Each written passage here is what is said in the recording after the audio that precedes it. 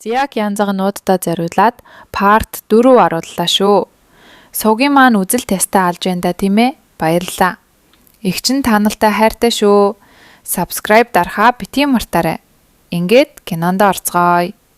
Тайландын хамгийн баян дэлхийд данстай тэр бомтны ганц өв залгамжлагч. Тайм Гореагийн гэрт гинтхэн хүрээд ирлээ. Түүнийг орж ирэхэд гэрийнх нь хаалга онгорхой байсан юм. Гинт танихгүй баян хүү орж ирэхийг харсан Гореагийн аав ээж хоёр маш их сандарна. Чи энд юу хийж байгаа юм? Гэртээ харь. Хөөе хүү минь чи хэн бэ? Оройн цагаар охин хүүхдийн гэрт юу хийж байгаа юм? Эн чин зохимжгүй хэрэг. Чи хэн юм бэ? Хэмээн байцаана. Тайм өөртөө итгэлтэйгэр. Би Тайм байна. Акира Параманандра. Бизнесийн салбарынхан бүгд намайг мэдэх ёстой гэж хариулдаг. Параманандра гэдэг нэрийг сонсмогц Орягийн аав ээж хоёрын нүд орой дээрээ гарна. Учир нь тэд Тайландын төдийгүй дэлхийн хамгийн баян гэр бүлүүдийн эхний игнэнд ордог үлээ. Орягийн ээж сандарсандаа тал засаж, "Ноён Тайм, та кофе, цай, эсвэл намайг юуг нь илүүд үзэх вэ?" хэмээн хошигно. Тайм халуун цай асуухад гэрээрээ сандралтаж, "Манад зөвхөн мөстэй цай л байна. Аргаа дээр богино далууны зууханд халаач. Хурдан гэлцэн." Тэгээд Таймд хандан, "Манай гэр бүл ер нь 24 цаг нээлттэй байдаг шүү" хэмээн яаран гүйлдэж цайгаа халаана. Нөгөө талд Гореагийн татны найз Канинг F4 ийн гишүүн баян царайлаг Кевинтэй хамт тансаг ресторанд уулзаж суулаа.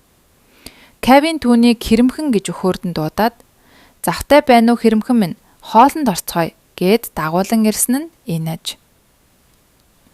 Кевин түүнд бараг 4,000 батын үнэтэй хамгийн том тансаг амттны багцыг авч өгөх бөгөөд Канинг үүнийг хараад, "Надад жаахныг өгч болох уу? Гуйж байна" хэмээн гайхна. Харин Гореагийн гэрт тэд ердөө 499 батын үнэтэй гэр бүлийн гахай махны багцыг тойр цуцгаан хооллож байлаа. Бүхэл бүтэн гэр бүлээрээ 500 бат. Орягийн ээж Таймд халуун мах соосонд дүрээд өгч, "Ноён Тайм зооглоорой, халуун шүү, болгоомжтой" хэмээн шавдуулна. Тайм амьдралдаа анх удаа ийм энгийн хоолыг олуулаа бужигнан идэж үзэж байгаа тул амттай байна гэд ихэд гайхна. Гэр бүлийнхэн нь дундаа ганц зүсэн мах булаацалдан инээлдэж хэрэлдэнэ. Гореа дүүгээ мах булаалаа гэж гомдлож, ээж аав дүү бүгд жинхэнэ халуун дулаан уур амьсгалыг бүрдүүлнэ. Ресторанд Кевин Канингт хандан нухацтайгаар шударгаар хэлэхэд, Оря Таймд хэр зэрэг нухацтай хандаж байгааг би мэдэхгүй. Гэхдээ миний найз Тайм арай л дэндүү нухацтай хандаад байх шиг байна. Тийм учраас бид чамд анхааруулга өгөх гэсэн юм. Боломжтой бол энд хүрээ зогс. Бидний амьдрал та нарын шиг биш. Бүх зүйл аль хэдийн цаанаас төлөвлөгдчихсэн байдаг. Бидний хувьд эдгээр үнэтэй амттнууд маш амархан олдож болох ч хариуд нь бид хизээж авч чадахгүй зүйлээрээ солилцдог юм хэмээн сануулна. Яг энэ үед Гореагийн гэрт шүлэн дотор ганцхан зүсэм гахаа мах үлдэхэд тэд шидэт мах тоглоомыг тоглохоор олно. Дүрм нь өөрт тохиолдсон хамгийн гунигтай түүхээ ярих бөгөөд хэн хамгийн их өрөвдөлтэй түүхтэй байна. Тэр нь сүүлчийн шидэт махыг авч зүрхний шархаа хангаана. Эхлээд Гореа өөрийн түүхээ хуваалцаж, "Би сурахын зэрэгцээ ажил хийх хэрэгтэй болдог. Сайн дүн авахгүй бол тэтгэлээ алдна. Би өөрийнхөө хувийн зардлыг өөрөө хариуцдаг. Дээр нь манай гэр бүл яг одоо өрөнд орчход байгаа" гэж хэлнэ. Дараа нь түүний дүү, "Миний хувьд би сургуулийнхаа дүрмт хувцсыг дахин өмсөх хэрэгтэй болдог. Товчнууд нь илэгдээд унж байна. Би гэртээ үргэлж аав эсвэл эгчийнхээ хуучин хувцсыг өмсдөг. Надад хизээж олигтой өмсөх хувцс байдаггүй" гэж ярина. Үүнийг сонссон тэд Таймы бас түүхээ ярихыг хүснэ. Тайм дууга хурааж маш гунигтайгаар өөрийн амьдралыг хуваалцна. Тэрээр, "Миний амьдрал сайн. Энэ бол зүгээр л нэг зүсэн мах. Гэхдээ манай гэрт ямар ч тоглоом тоглодоггүй. Хоолны ширээний ард хинч ярьдаггүй. Инээдхөөр байхгүй. Бидний хүүхэд байхад хоол идэж байхдаа чимээгүй байхыг заасан.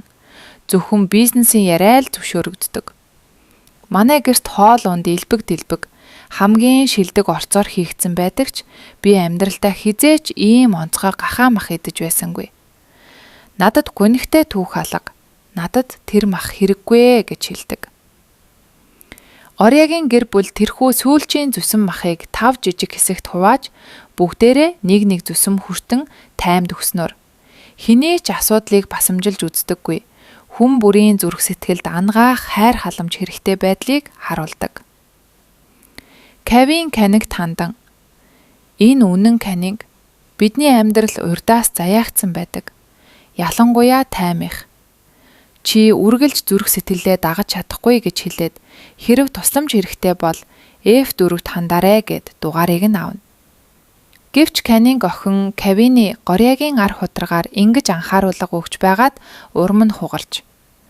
Чи намайг найздаа итгэх хэрэгтэй гэсэн. Ория айлч замыг сонгосон бай. Тэр нь хамгийн шилтэн байна гэдэгт би итгэлтэй байна. Чи ч гэсэн найз таймдаа итгэхийг хичээх хэрэгтэй гэж хэлээд Кевины авч өгсөн 4,000 батын үнэтэй амьтдынх нь мөнгийг түүний данс руу шууд шилжүүлчихдэг. Кевин утасныхаа зурсыг хараад Канингийн дансанд ердөө 12хан бат үлдсэнийг олж мэдээд яг адилхан зурүүд. Тийм учраас л тэд найзууд байх. Гинэн гэвэл илүү таарна хэмээн инээмсэглэдэг. Үүний дараа тайм Гориаг халуунтай байгааг мэдээд им авчирч өгөх бөгөөд түүний духан дээр халуун бууруулах наалд нааж өгөх гэж зүтгэнэ. Тэд маргалдаж байх зуур тайм Гориад анх удаа өөрийн дотоод нууцаа хуваалцаж бага насандаа найз Рентэй яаж өөдгөө харьцаж байснаа намжилдаг. Тэрээр биднийг хүүхэд байхад би Ренээс түүний хамгийн хайртай хуучин хүүхэлтэйг нь булааж авсан юм. Тэр үүндээ маш их хайртай байсан ч би булаалцаар байгаад хүүхэлтэйг нь ураа тайчихсан. Тэгээд уучлалт гуйхын оронд түүний буруу гэж хэлээд бусад хүүхдүүдийг Рентэй битгий тоглоорой гэж уриалдсан. Би үнэхээр өөдгөө амтан байж. Гэтэл Рен над руу уурлаж хашгичаагүй, юу ч болоогүй юм шиг дахиад л бидэнтэй тоглохоор ирсэн. Тэр үнэхээр сайн хүн. Тийм учраас хүн бүр түүнд дурлдагт гайхах зүйл алга гэж ярина. Ори түүнээс Ренээс уучлалт гуйхыг шаардахад таймер хэлж "Үгүй ээ, энэ миний нэр хүндийг унгана" гэж хэлэн Ориг эрх танхил амтан гэж дуудан тэд хоорондоо тоглож ноцолдож байгаад гэрийнх нь хуучин цалхалгаан хэрэгслүүдийг нураагаад унагчдаг. Тайм гэрээс нь явахдаа хэрв амьдрал идэг шин зүйлсийг олохын тулд хаалга нээх тухай юм бол миний хаалга нээлт маш их зүйлийг санал болгож байна.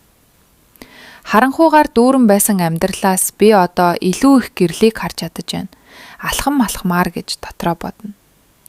Интернетээр ч горыг дэмжсэн баг горын хөдөлгөөн өрнөж бүх зүйл хэвийн болох мэт санагдана. Гэвч амьдрал тийм амархан байсангүй. Таймын хатуу сэтгэлтэй эрх мэдтэй ээж буюу мадам эргэж ирдэг. Тэрээр таймын шүүгэнээс горигийн хуучин нуусан алчуурыг олж мэдээд шивгчддээ үүнийг хайж болохгүйг тушаасныг нь олж мэднэ. Мадам маш хүйтэн царайгаар үүнийг байсан байранд нь буцаага тавьчих, хин нэгнээр таймыг маш анхааралтай ажиглуул, ясангуяа сургууль дээр нь гэж туршлагатаа тушаана. Маргааш нь сургууль дээр горигийн утас таймаас ирэх зургсуудаар бөмбөгтүүлнэ. Чи хан байна гори? Одоо хариу бич. Хоол идэхгүй юм уу? Осны танил айдал шиг дими тэнүүчлэхээ бол одоо хурдал хэмээн тайм зурус бичиж байх яг тэр үед сургуулийн сурагчид ори руу зэвүүцэн харцаар шивэр авирхийн харж эхэлнэ. Сурагчид түүнийг булайл хэрэг чи маш сайн аашилж байсан ч сүүл чинь ямартай ч гараад ирлээ гори. Чи биднийг тэнэг гэж бодоод байна уу? Хэмээн гүтлэж интернетээр түүний нууц гэрэл зургуудыг тарааснаар ори дахин нэгэн аимшигт том шуурганы өмнө ирж байгаагаар энэ хэсэг төгсөж байна. I'm sugar with a scar. I'm sweet and I go far.